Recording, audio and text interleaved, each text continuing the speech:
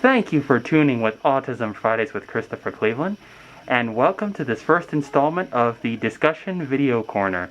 Today I have autism professional in Moab, Anja Rath. So for our first question today, please tell the viewers your name, which I kind of already did, your credentials, your current profession, and anything else you would like to let the audience know before we start. My name is Antje Rath. I'm a clinical mental health counselor here in Moab. I work for Moab Regional Hospital and working with children and adults on the autism spectrum disorder is part of my clinic, my practice here. So tell us, what first inspired you to work with autistic people, and what's been your favorite aspect about working with them since you became credentialed?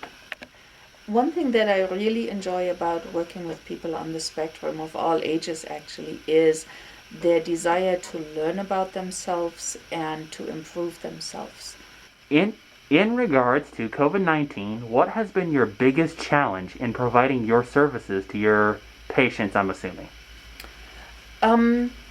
With adults, it's not a big deal because telehealth and phone conversations work really well, but I noticed that children have a much harder time interacting with a person just on the phone or via telehealth.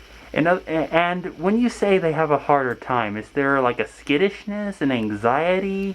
No, it's more like they struggle with focusing, they get distracted by things in their environment. Kids get bored easily, and in my office, I can engage them with toys and movements and stuff, and I can't do that via telehealth. In regards to COVID-19, what has amazed you about your patients? Their willingness to be flexible and try new things. Like I had a 13-year-old client who was on a road trip with his mom while he was having a phone session with me, and it didn't bother him at all. So I really admire that about people. And was this kid one where you had concerns about his ability to adapt and change? No, he was actually one who was excited about phone calls from the beginning. In regards to COVID-19, what are your hopes for the future of your patients? Do you hope that they'll still be able to adapt? Do you hope that they'll still be able to live meaningful lives? So in summary, what are your hopes in general for them?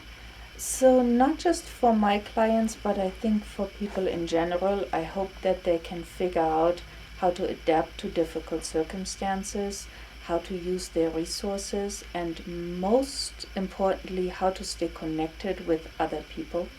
In regards to COVID-19, what is your biggest concern about the future of your patients?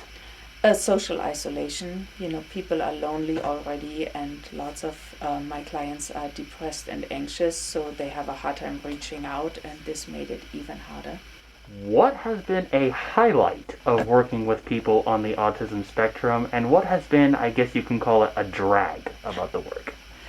I don't think there is a drag. I haven't noticed one so far. The highlight was definitely a social skills group that I did with 4 young boys on the spectrum, and we met, I think, for 8 weeks weekly to talk about social skills, and it was an amazing experience, and I loved it.